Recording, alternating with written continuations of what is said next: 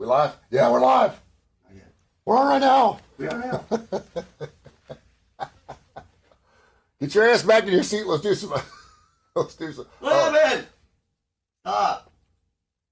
All right. We're still live. We're live on Facebook. We do it with the Kurre and Klapow show every Thursday morning. We're farting around doing some different things this morning. Yeah, you look good. Can't stop looking at the light. I know, right? Okay. Good morning. Welcome to Tony Kurre Radio. After being on the air for 3 years, we're still experimenting, trying to find different ways to get out to the masses. We will not quit, right? So last 2 nights ago, a very good friend of mine, and he told me not to mention any names, so I will not do this. Okay. Yes. But you know this is. Reached out to me just to tell you how big Tony Kurre Radio is getting and what we're doing with our podcast and everything. He's got a friend of his who's got a brother who's Ukrainian. Okay. Fighting for, of course, the Ukrainian rights, fighting a good fight, men and women. He gets captured by Russian troops on Tuesday night. And he is listening to the Tony Kurre Radio app. And I wouldn't have believed it until I saw the pictures. So he's listening to Tony Kurre Radio, and the troops are coming over and saying, you know, you're with us now, blah, blah, blah, blah. They're taking him off. They've got him handcuffed, da-da-da-da-da, and says, what are you listening to? No way. Seriously. And he's like, I'm listening to this radio app back in Birmingham, Alabama. It's a classic rock station, blah, blah, blah, blah, blah. And you have to remember that they don't get a chance to listen to a lot of... He is American fighting for the Ukrainians? No, he is actually, well, yeah, he's an American, but he has been living in Ukraine for like 15 years, and now he's fighting. Yeah. And so a couple of the Russian troops asked him, how do I download that app? Oh, no. So Russian troops started downloading the Tony Kurre Radio app, and then they kind of, and you're hearing a lot of these stories, after about 10 hours, they're like, we're going to go get something to eat. Don't move. Giving him the wink. And they split, and so he took off, and so he's back in Ukrainian care now, and so he's fine, so he's not captured. And the only reason I knew that story is because they let him go. But evidently, he said they were really cool. He said, we got to do this, blah, blah, blah, blah, blah. He says, fine, but they let him go. And so he reached out to his brother, and his brother's a friend of someone who's really close to the radio station. He called me up, and he started sending me these pictures, and I was like, that's incredible. So now the Russian troops are listening I'm speechless. Like, I have no... And I wouldn't have believed it. I know there's people in the Ukraine that listen to a radio station because they don't have terrestrial radio, and I've gotten some pictures of some dudes in tanks and stuff like that. We always recognize them. The AC/DC thing, for whatever reason, on Wednesday nights, one of the biggest shows they listen to. And so it was just super cool to see that. So despite the fact that we're not rooting for the Russians, they are downloading my app, and I guess I kind of appreciate that. Because music is... Well, they've said, this has happened, they've said there are a lot of Russian soldiers who are fighting... They don't know what the hell they're doing, man. You know what I mean? You know what I had someone say? They're leaving. They're poking holes in their gas tanks so they don't have to fight. You know, they're befriending some of these people that they're like, I don't know what we're doing here. And then, of course, you know, you got factions of different, there's outliers and everything. You got some that are pushing it and doing raping and doing the horrible things. Yeah. There's other people that are abandoning their troops. But that was kind of a cool story. I heard somebody who's a young person, like in their 20s, who made the comment, he's like, I'm not into news. I don't do news. Yeah. And I said, well, what do you mean? He's like, there's just too much. He's like, you know, I mean, I see it on my various feeds or whatever, but I don't really like watch the news. Yeah. And so we were talking about something, and he's like, I brought up Ukraine, and he's like, isn't that over? No. And I said, no. And I said, why would you, you know, and he's a smart kid. Yeah. And his comment was, you know, he's like, between monkeypox and COVID and abortion and inflation and heat wave, you know, he's just kind of going on and on and on, and the insurrection. And he's like, I'm like, I thought you don't watch news. He's like, well, I get my feeds. Mm-hmm. But we talked about this, like, there's this war going on, and we are so saturated in all these other things that we almost do get to the point where, I mean, obviously, if you have a personal connection, if you are tied into one of these things tightly, you become hyper aware. But if you're not, you know, if you don't have monkeypox or part of it is easy to, at least temporarily, forget. Oh yeah, no, there's no doubt. I mean, no, and it's something that we can't forget. But we also thought that I'm still grappling with why it's taking so long, because I know Russia's got the firepower to end this tomorrow if they want to, not even going nuclear. Yeah. And so, but I also realize this is part of the propaganda that they want to, that now they're wanting to annex different parts of the country. And if they do that, then if we give them weapons to actually take that annexed land back, then we're actually declaring war on Russia. So I get all that stuff. But yeah, it's just something that's going on a long time. And it's unfortunate because we're a news cycle culture. We always say if you did something wrong, say you're sorry and stay low for about 3 weeks. Well, something else will come is back it up me or does it feel like, there's always a lot of news? I feel like there's a lot of huge news right now. You think so? I think a lot of it has to do with the news cycle. We have a friend of ours that works for the radio station that is very, wears his heart on his sleeve. Yep.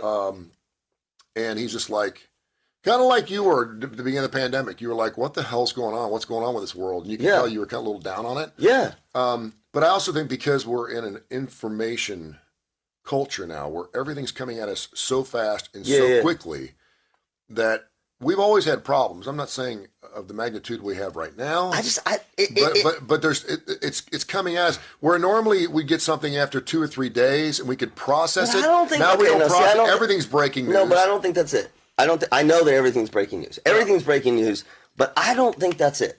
I think that's a part of it. I'm not saying. I'm not saying that. But I think if you actually take the things that are happening right now, I feel like there's a longer list of gigantic things that are happening right now. There's many big things happening. That maybe, let's just say 3 years ago, there were less big things.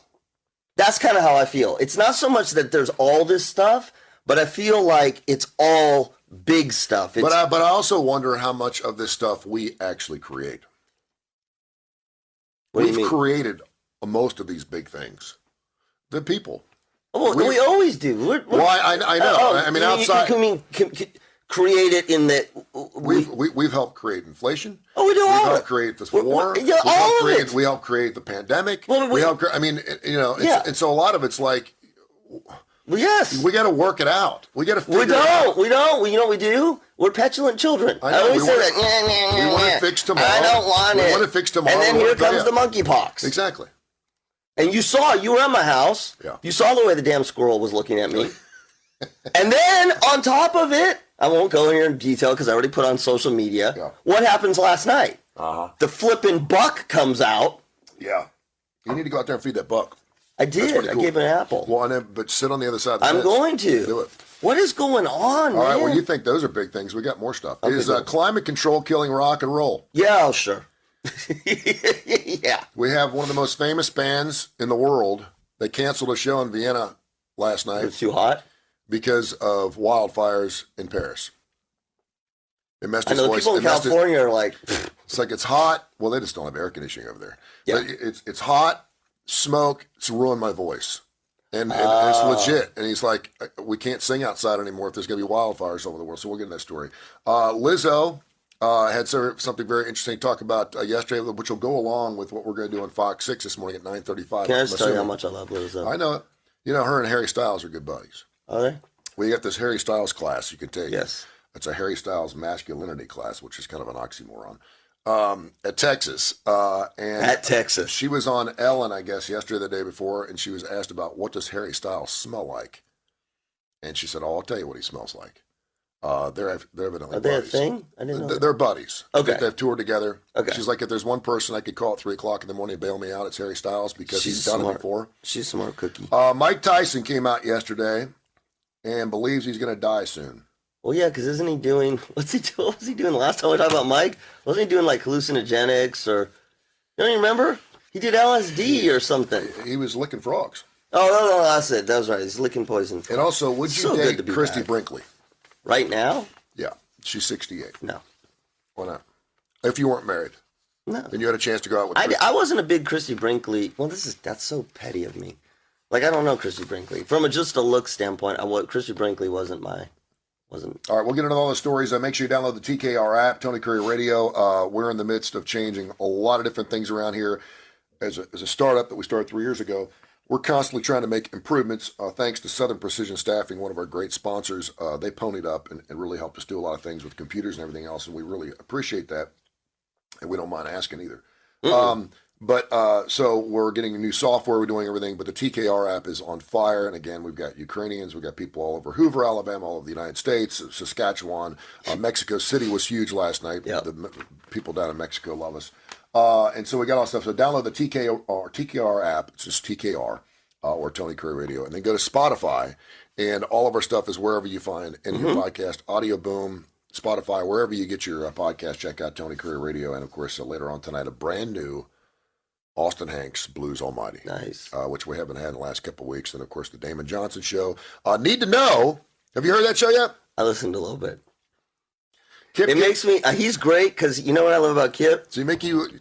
Well, yeah, but his voice, unlike our old friend Matt, who, like, when Matt came on, you kind of knew things where it was going. Yeah. Kip's got a friendly voice. He's a Leland. Yes. Yeah. He's an all shucks. I don't mean to piss anybody off. But Yeah, that's that how I is. feel. He plays both sides of it. He prefaces everything he says. That's I love it. No, that's right. it, right? And then next thing you know, you're like, depending on your views, you're like, what the hell did what? It's a great show. It runs at 2 and 6 on Fridays. Damon Johnson Show, and also, of course, a Win in Rome with Stuart Rome from the Woodhouse Day Spa. He joins us for a show, 1 at 7, coming up on Friday. So I think this is interesting because whenever you see a really attractive, successful woman who has pretty much thrown the towel in when it comes to dating, I wonder why. So recently, Christie Brinkley, who's 68, she posted something on Instagram. She's standing by this Rolls Royce. She's in the short skirt. She's showing her $800 million home, and they were asking about how she's getting along, and she's like, I'm doing great. And they were asking about her love life. She said, I don't have a love life. The love of my life is my life. Yeah, you know where that's going next. That's Instagram. The love of, what did you say? The love of my life is my life. Oh, that is is she says. great. That's wonderful. She says, the love of my life is my life. I'm loving my life. And if some other kind of love drifts in, it's fine or it's not fine. I really don't care.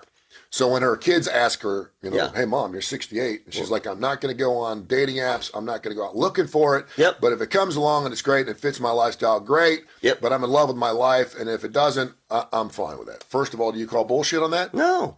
Okay. You At 68 and giving word, like, I think that's super healthy. Super healthy. Because that is how you should be doing it. I mean, if she's held locked up in her house and not engaging in social activities or whatever, no. But if you're like, no, I'm not, I'm 68, I'm fine. And if she just said she's had 4 husbands. Yeah. And if she's not saying if something comes into my life, I'm going to push it out. Yeah. But she's like, I'm good where I am. It is a life skill that a lot of us don't have, to be okay by ourselves. In the moment, by ourselves. She obviously likes being with people because she's been married 4 times. And that plays into it too. I just think it's really interesting when a woman, it seems like she's Sharon Stone is another one. She's on dating apps. Sharon flipping Stone. You could date Sharon Stone. Jennifer Aniston can't seem to find a boyfriend. And so you start making that common denominator, okay, there's something wrong with her. And I'm not so sure that's the case. That's very intriguing and exciting because there are a lot of great guys out there that would love to go out with Christie Brinkley or Jennifer Aniston or Sharon Stone. Yeah, but there's a lot of guys who are not great guys who would. And I think if you're them, we can even bring this. Listen. Maybe it's because they've had their pick of the litter for a long period of time. Well, and you've been married 4 times. And whether you want to put the blame on, there's always blame to go around. Yeah, there she is in her social life thing. There she's. But if you put if you think about it, I'm 68 years old, been married 4 times. I'm good. Like it makes total sense. If she said, I'll give you the flip. If she said, I'm 68, I'm eligible, I'm vibrant, I'm youthful, I am looking for it. First of all, she wouldn't because she's Christie Brinkley and she can't, and then that brings in all the creeps. But then I'd be more worried. At 68, you should be, if you're her, you should be, I'm good I am open to a relationship, but I'm not hot on the market. But even at her age, it is a rarity. It's an outlier for a woman What? to not want to be in some type of relationship. No, it's not. Why do you say that? It's not. It's no, a rarity. At 68, maybe. No. What about someone who's 48 or 45? Well, it depends on what their history is. Have they ever been in a relationship? There are a lot, and listen, this goes down some gender lines too.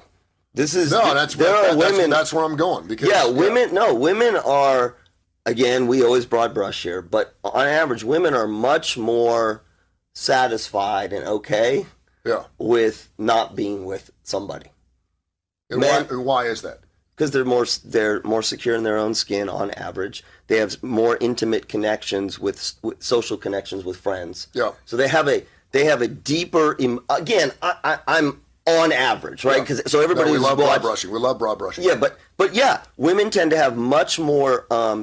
Tend to have tighter social networks, right? So their friends are much more intimate friends and provide basically the love, if you will, that a lot of times a partner could provide, but if the partner's not there, they can connect with it. Do you think women get tricked into thinking they have to have a guy in order to be happy?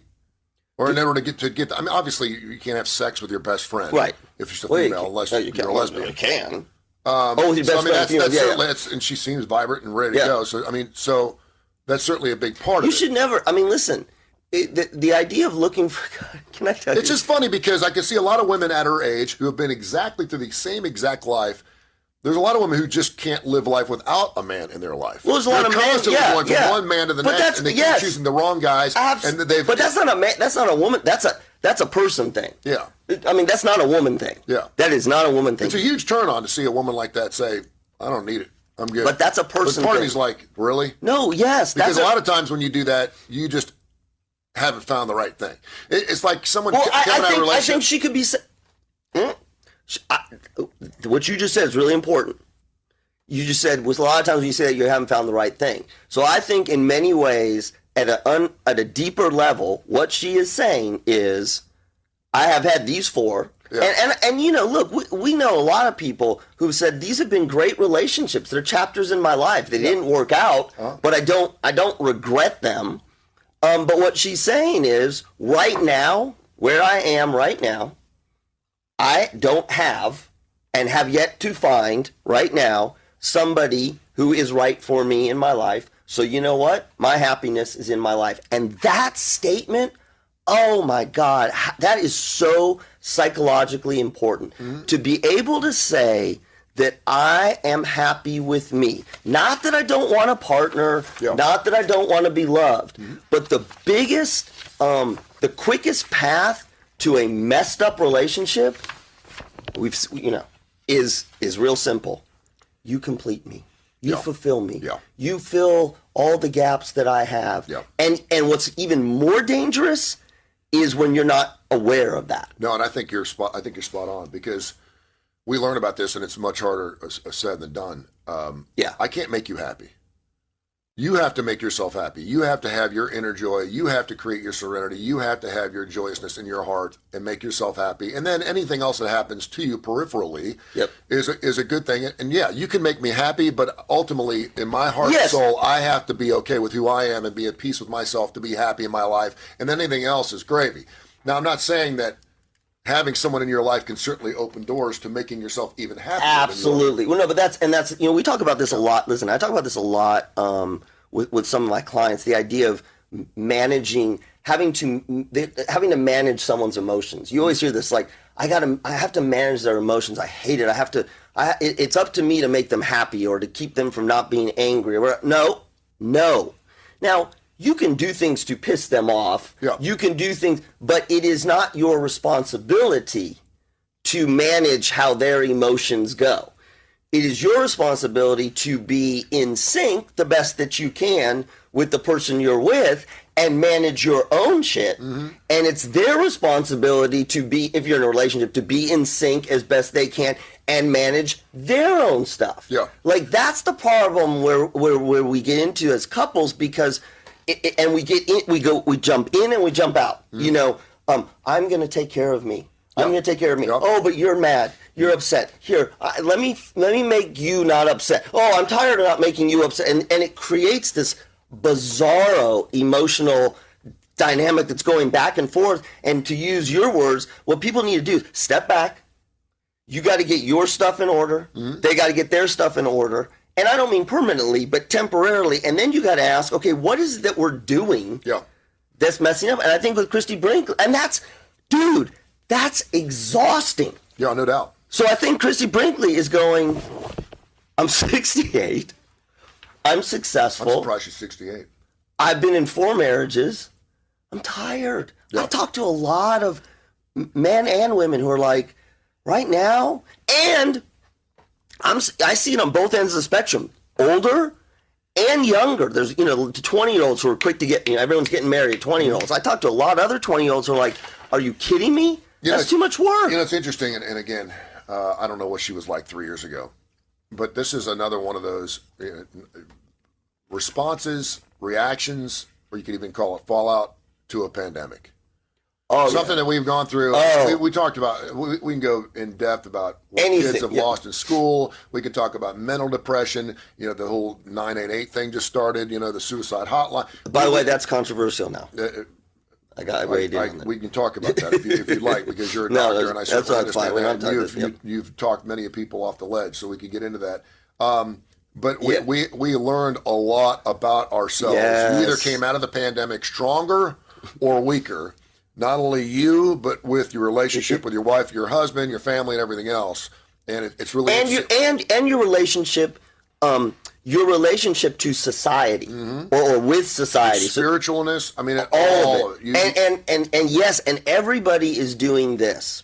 Everybody is doing it's the what am I doing? What are we doing? Like what is important to me? And for as horrible as the pandemic has been, as a psychologist, you're like, this is like collective inner insight. You know what it is? I always talk about market corrections. This is a market correction. This is someone who's come up to the birdcage and just shaking the shit out of it, and then they leave it go, and they're like, okay, are you all right? You clean it up. You guys still together? Everything good? And it's really interesting because I think, guys will never talk. I've been divorced. You've been divorced. We've been through relationship issues. We always talk about, what's the one thing? Everyone's like, communicate. You got to communicate. You got to talk. You got to talk. Of course, guys don't like to do that. But now, so more than ever, I would say people are going back to work. People are starting new businesses. I'm not going to wait any longer to do this. I'm 55 years old. I can see that life's too short. I'm going to get through this thing. My kids are, and so all of a sudden, people are just kind of out going and doing it. And I'm seeing it with a lot of married friends of mine who all of a sudden are like, your wife's doing what now? She just decided, after all this stuff and working from home, she's like, she's not going to wait anymore and get after it. He's still working from home. He likes working from home. She doesn't want him at home. She wants him to go back to the office. Now we got a 4-day work week, so we're actually spending more time together. We got a 3-day weekend. And so it's one of those things where you think everything's cool. It's so messed up. And we're always waiting for that major 9.8, Richter scale thing to shake us. We're like getting a lot of aftershocks right now. Well, yeah. I mean, I literally did an interview yesterday on conversational skills. What has the pandemic done to our in-person conversational skills? And there's actually been a lot of studies that people are super rusty about having in-person conversations. The research is so interesting. They're doing weird things because we've learned to be on video, and to be on video, you do have to be more animated. Your face.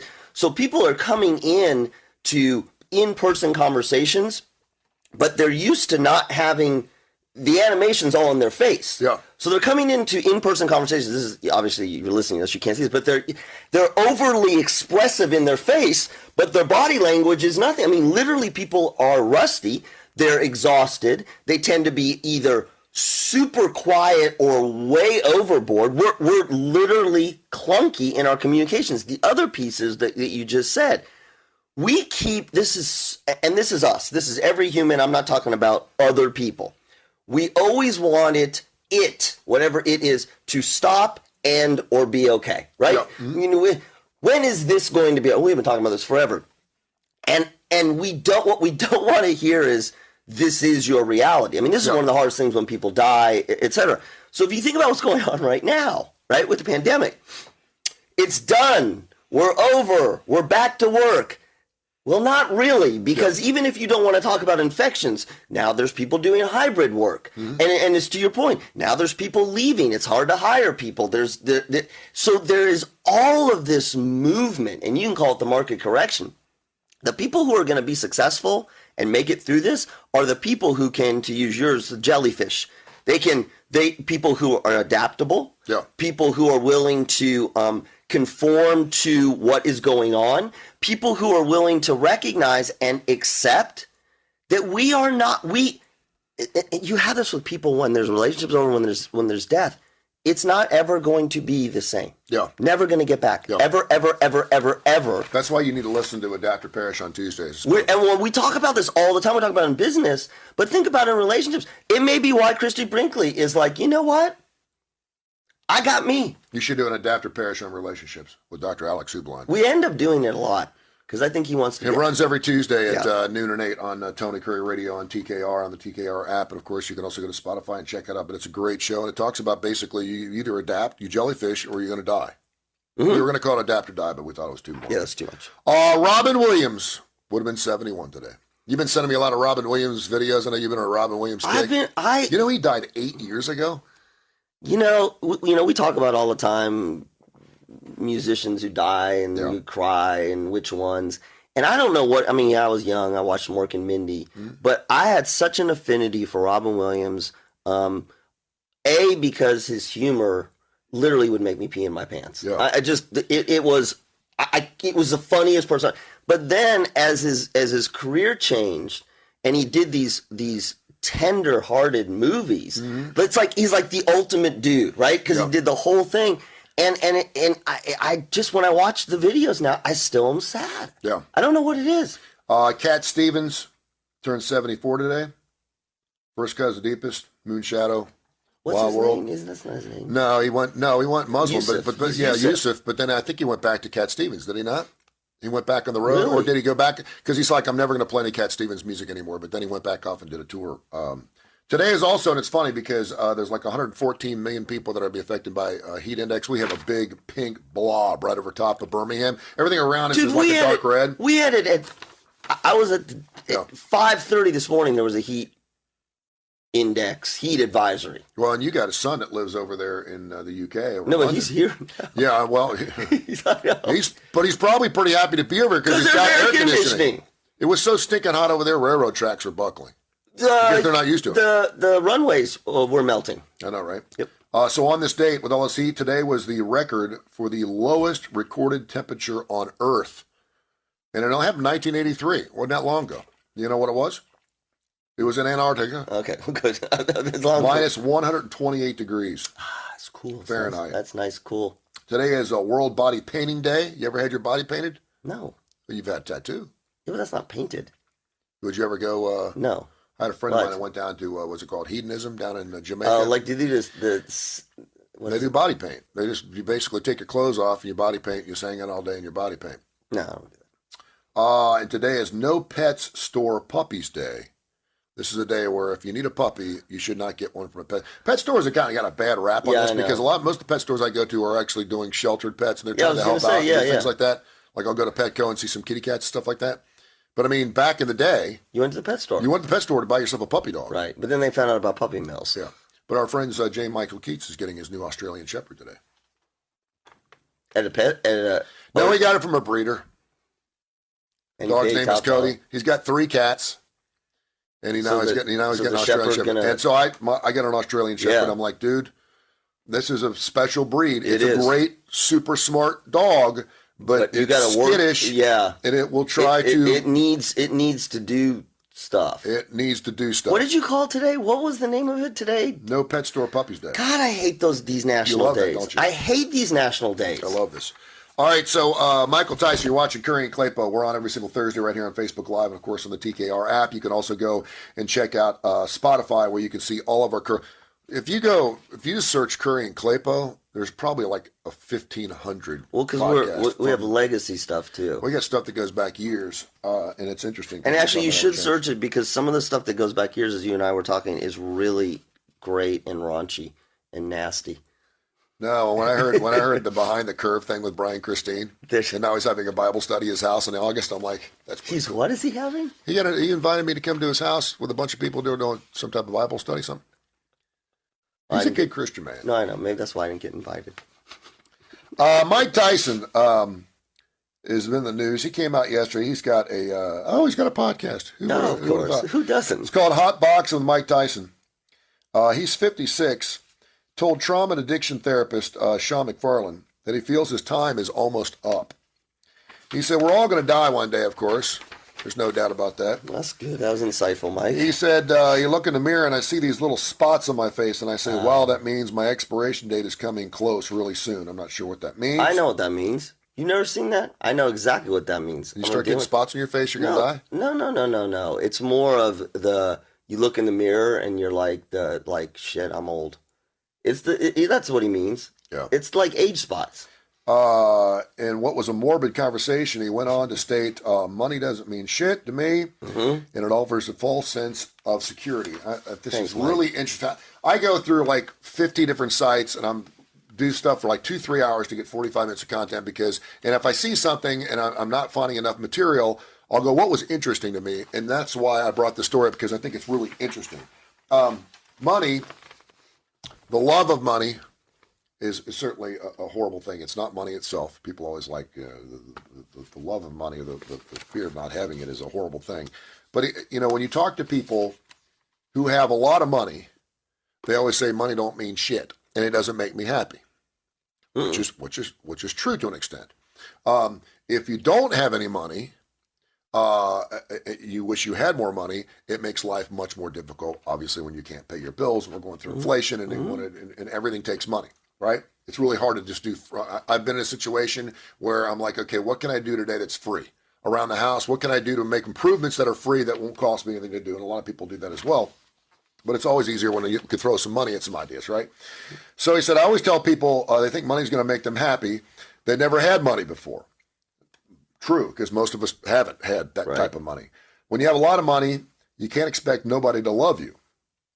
You believe that you're invincible when you have a lot of money, which isn't true. He said, I don't know, when you put money in your bank and you get a check every week, you can live for the rest of your life. Is that security?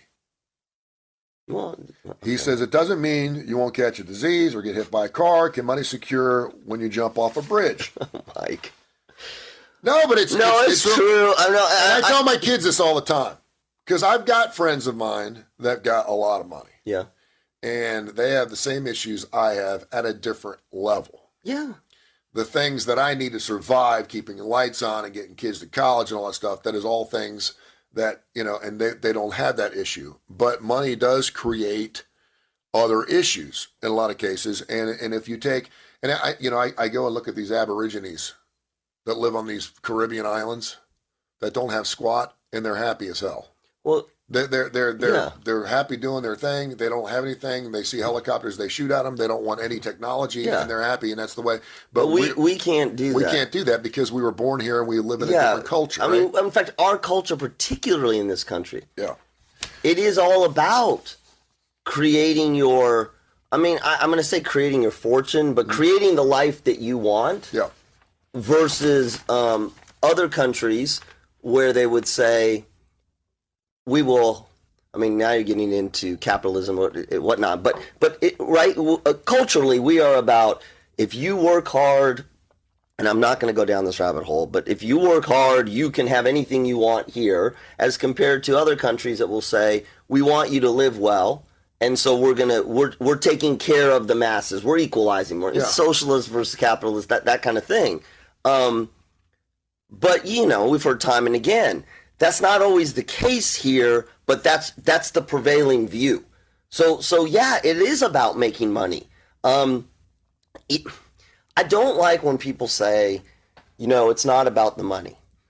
It is about the money because the money opens the doors for you to do the kinds of things you want. Now, where the problem is to your point, if you have a lot of money, you can still be miserable, of course. Yeah, sure. But the other thing that you see time and again is you make money, and every one of these, or many of these celebrities, you start living outside. You just keep expanding your means, so that you, to your point, the person who makes $100,000 a year and the person who makes $1 million a year can have exactly the same issues with debt, overspending, keeping the lights on, because they just keep expanding, because we are not, on average, we're not real disciplined. What's interesting about the Mike Tyson situation is this, though.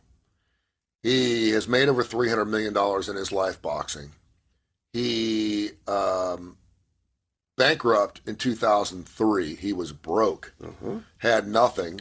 This was after the rape allegations. He spent time in prison. He bit the ear off. He did the whole 9 yards. And so he had a market correction, if you will. Yep. Saw what it was like to be at the bottom of the barrel again. Had drug addictions, all kinds. I mean, the guy was a flipping mess.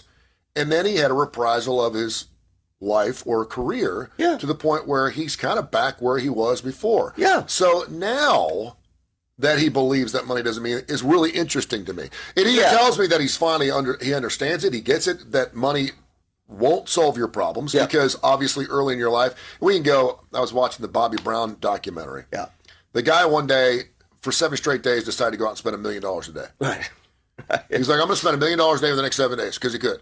He would go, his tour bus would pull up, and he'd see a car on the side of the road, and the guy would be in it, and it'd be a Lamborghini. He's like, how much you want for your Lamborghini? He would buy it for $200,000 in cash, drive it for 3 or 4 hours, and leave it in a parking lot, and go to the next town and just leave it.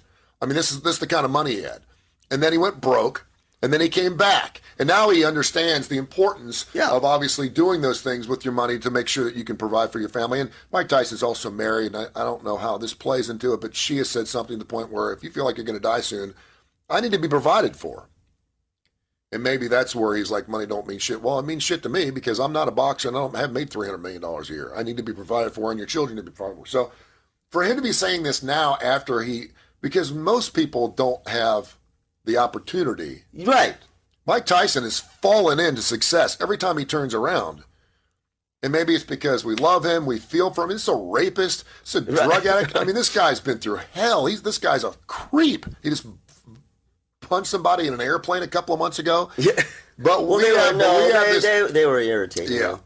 But we have this affection for him, and maybe it's because we feel sorry for him, maybe because he is a freak. I don't know what the love is with Mike Tyson. We think he's funny. He's a caricature of himself. I saw him on Shark Week last year, and it was hilarious because he's definitely afraid of sharks. I think he's he's damaged, right? He's damaged we like damaged. It's easier for us to look at damaged when damaged is very obvious, and obviously the rape part is not.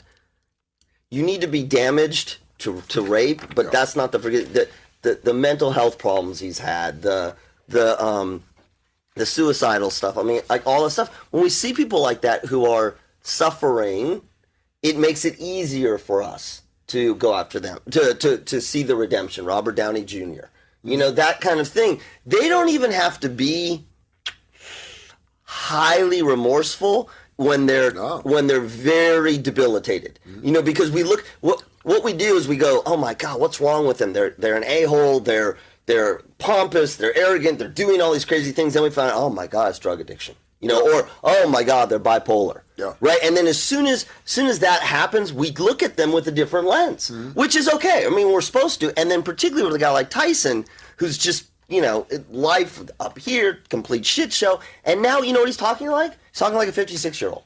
Yeah.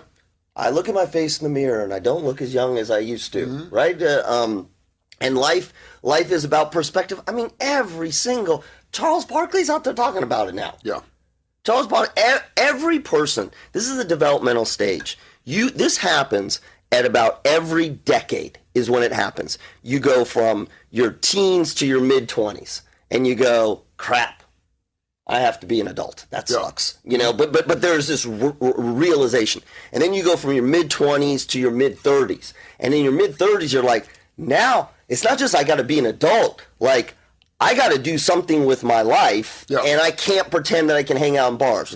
Then you go 30s to 40s, and at 40s, you're like, you know, okay, do I have a family? Am I in a relationship? Do I have the career that I want?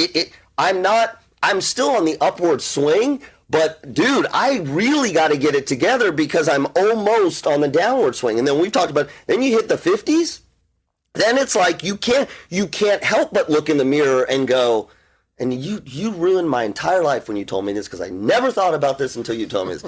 Dude, do you realize you have less days in front of you than you have behind you? It's like stop. But that happens at your 50s. And then you get to Christie Brinkley. See how I'm bringing this all back around? At 68, and you're like, you know what? I'm doing pretty damn good for myself. Yeah. Like, just that and again, Christie Brinkley's a little different because of her life. Yeah. Yeah. No, I think it's great. And for guys, it does happen in our 50s. Yeah. We did the whole maturation level. Remember when Yes. it's like that was a great at the age segment. of 20, where are we really at? And when we're at 30, and women mature much quicker than men do. Much quicker do. You know why? There's a little bit of the patriarchy, but it's not just that whole. They mature. The puberty. I'm not talking about the puberty thing. Yeah. Number one, they live in a society where they have to be, because of some of the inequality and the unfairness about the way our society is set up, they have to mature faster. Yeah. They have to figure this out faster. They got to figure out how to navigate a world that is less fair to them. It just is. That's number one.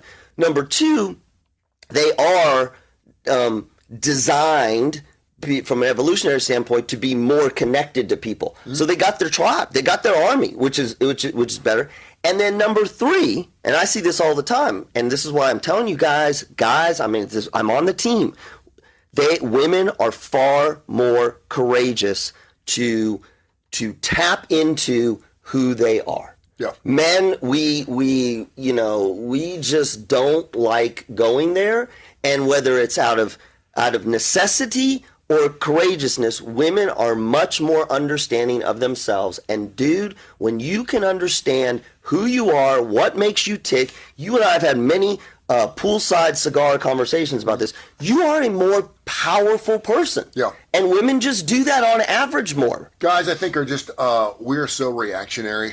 Right. From the minute we're born, we're fixers. And it doesn't mean that we don't create our own success and create different things for ourselves to go out and make things. Absolutely. But we just sit back and, I'm not saying defensive. No, but it is. It's fear. Yeah. Now some of this is culture. As long as everything's going okay for us and we're good and we're making money and we're happy, and then we think, and we don't really think too far into the future until the point where things fall apart. Next thing you know, you're in your mid-50s, you're looking in your mirror and you think you're going to die.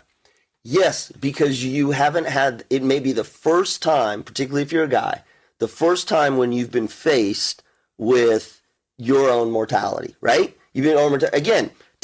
When terrible things happen, those are the opportunities, or beautiful things. Mm-hmm. When significant things happen, that is the opportunity for you to get the guts to deal with your emotions. Yeah. Birth of a child, new relationship, divorce, death of a child. But a lot of men, because of our culture, have said, oh, I don't need to deal with that. Yeah. In fact, you wear it as a badge of honor. You hear it all the time, right? No emotions here. Yeah. And I laugh at that so much because I say this, like, when a guy says to me, well, I just put emotions aside. Yeah. It's like, bullshit. You can't. Yeah. You can't.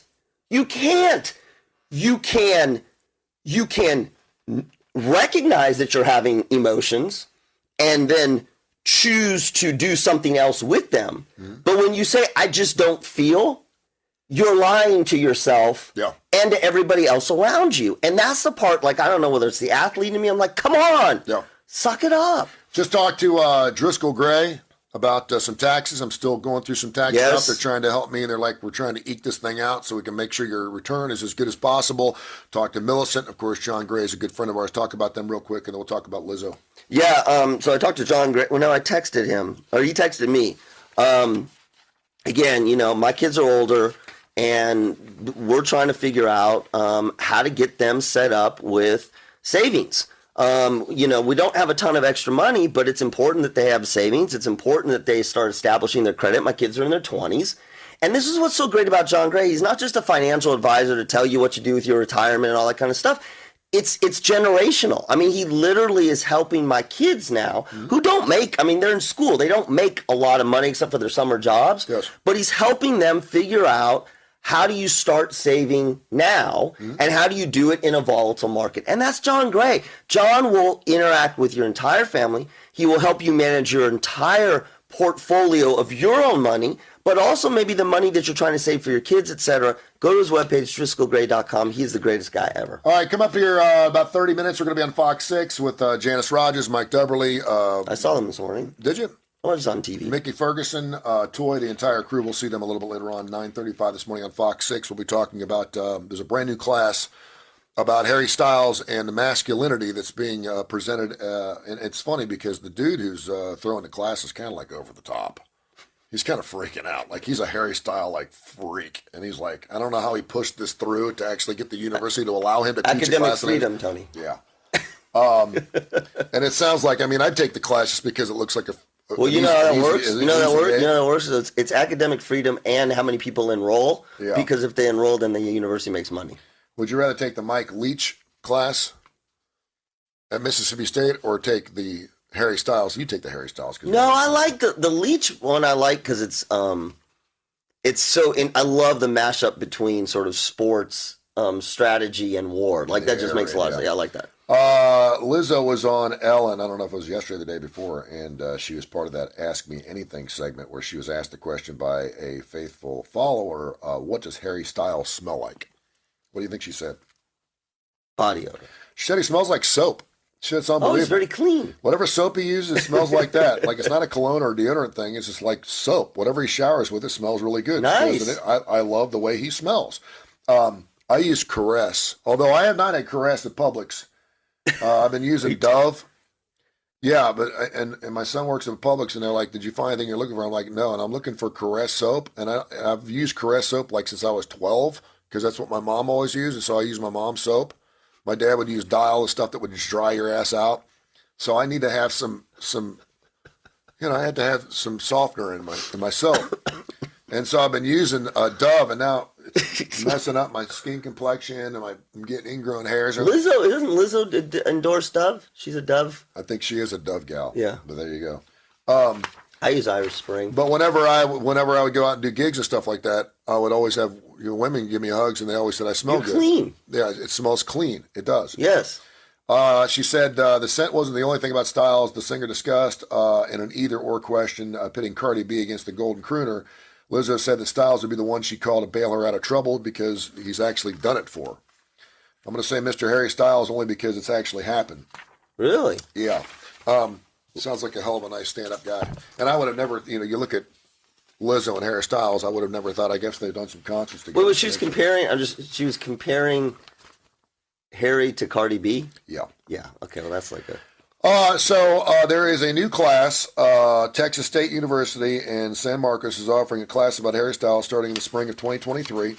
But isn't it, go ahead, read. It's a little broader than, it's not Harry Styles only, right? Yeah, yeah, it is. Is it? The course titled Harry Styles and the Cult of Celebrity. Cult of Celebrity, that was Identity, it. the Internet, and European Pop Culture. Yeah. Taught by Associate Professor of Digital History of Dr. Louis Dean Valencia, who said, it's official, it's official. I'm teaching the world's first ever university course in the work of Harry Styles. I'm so excited. Okay, that's a little too exciting. The Honors College course will focus on Styles' music in addition to the culture and political development of the modern celebrity as related to the questions of gender and sexuality, race, class, nation, globalism, media, fashion, fan culture, internet culture, and consumerism. I mean, come on. You know what that is? Well, go ahead. Keep going. As a historian, he's a historian. He said, I want the class to get ready to really see how the world has changed in the last 12 years or so, but also how to put that in historical context through the lens of Harry Styles. I love this. He told KXAN that he's a huge fan of Styles and started listening to him during his One Direction days. He even went to see him in concert as part of Styles' Love on Tour. The idea for the course came from research Valencia started during the coronavirus lockdown in the summer of 2020. So you can actually take a class. Yeah, but you know what? See what I like? I really like that. I really like that. As a former academician, the reason I like that is when you just describe the class, and everyone's going to, I mean, it obviously made headlines, and everyone's going to slam on it. But when you talk about what he's using Harry Styles before Yeah. in the tentacles that are coming off of that, from celebrity cult to digital media to consumerism to socio-political thing. Like, it's a great way. And this is when we talked about doing it on Fox. Pick anyone. I mean, I was going through my head, Prince, Michael Jackson, Don Henley, Bob Dylan, like all of those are great examples or ambassadors of culture. And you can go in any direction. And this is what I think is so great about music. I mean, it's not just the lyrics. If you take the lyrics and then plug them into what they mean in the context of the time, that's a great way to teach kids.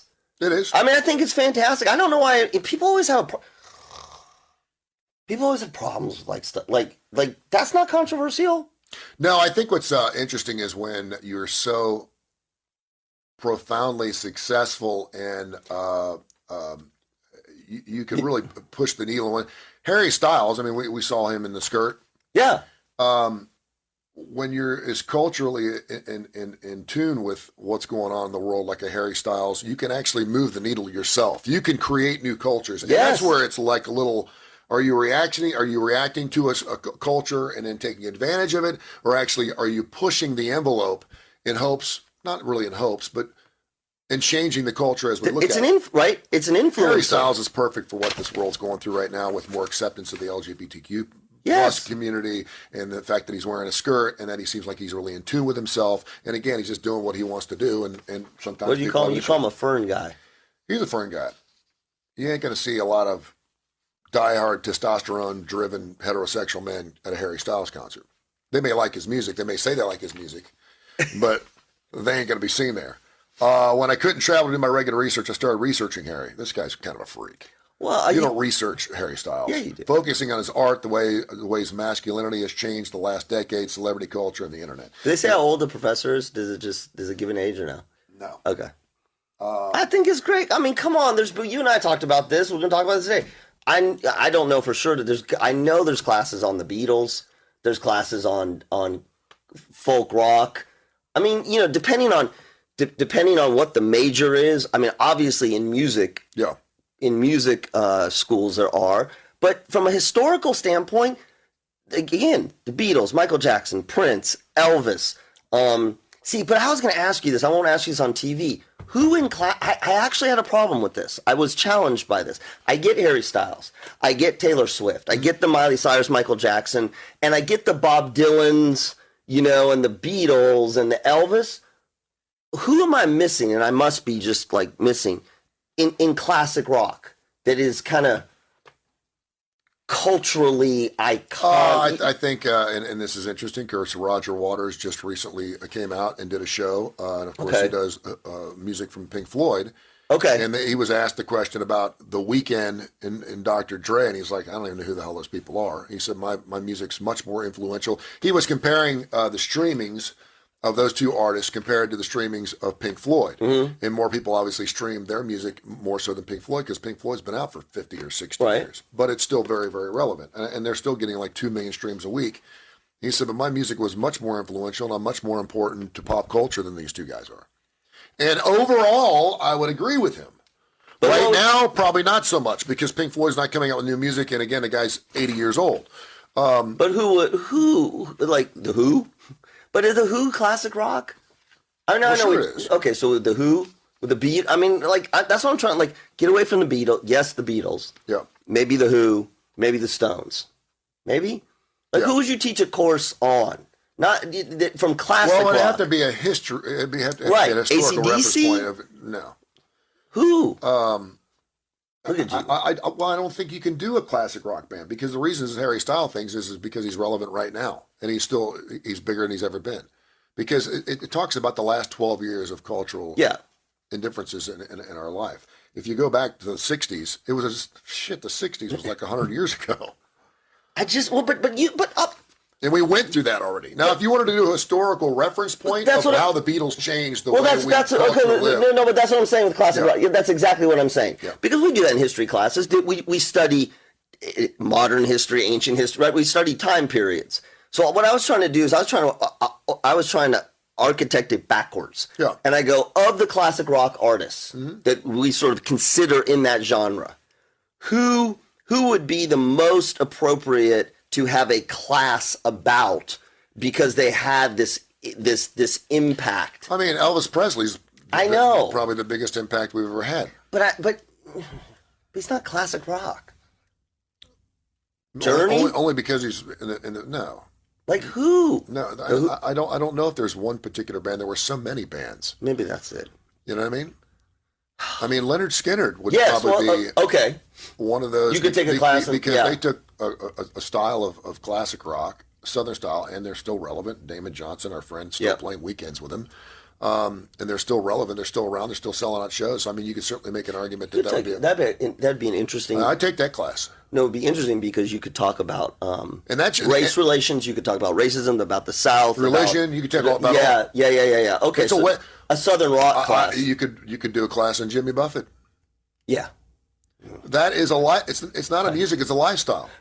Jimmy Buffett's a lifestyle. And I got a good friend of mine, I'm going to be doing a show, this Wide Awake Wake show. That is, yeah. He was talking about it, he goes, I don't like Jimmy Buffett, I hate his music, but he has made an impression on millions he's and millions cultural. of folks. Yeah, no. When you show up at a Jimmy Buffett concert, it ain't about the music, man. Well, it's about everything around and it. in an interesting way, I mean, you think about it, we should do this on Adapt So Prepare. much so that, I mean, he's got restaurants, Well, he's got hotels, it's a way of life. He's got It's a retirement lifestyle. village. Does anybody have that?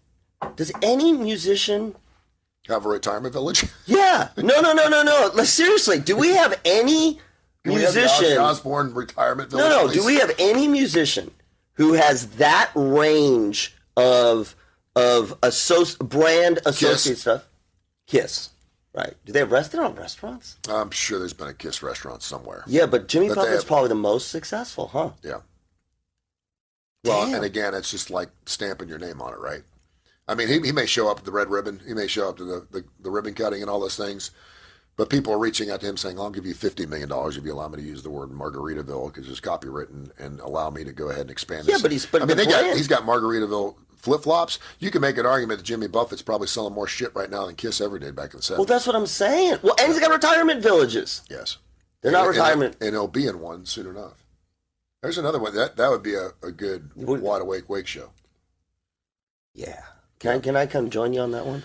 You know I'm a Jimmy Buffett there's fan. no And reason. that was the other thing you ruined for me. You're my best friend, and you've had a lot of moments, or not a lot. You've had few moments where Speak for every man, my friend. well, you've ruined dream crusher for me. One about that I'm going to die soon, and that I'm got less ahead of me for. And then the other one was that Jimmy Buffett's kind of an asshole when it comes He to is an interview. asshole. I know, but I didn't want to believe that. I mean, I gave him 4 shots. I didn't want to believe that. Yeah. You ruined that. And for me. I was an asshole, but I still love him. I still go see him at concert. It doesn't make me not want to buy his stuff. Because I've met enough rock and rollers to know that they have asshole days, and he's just always an asshole. Right, but it wasn't just a bad day.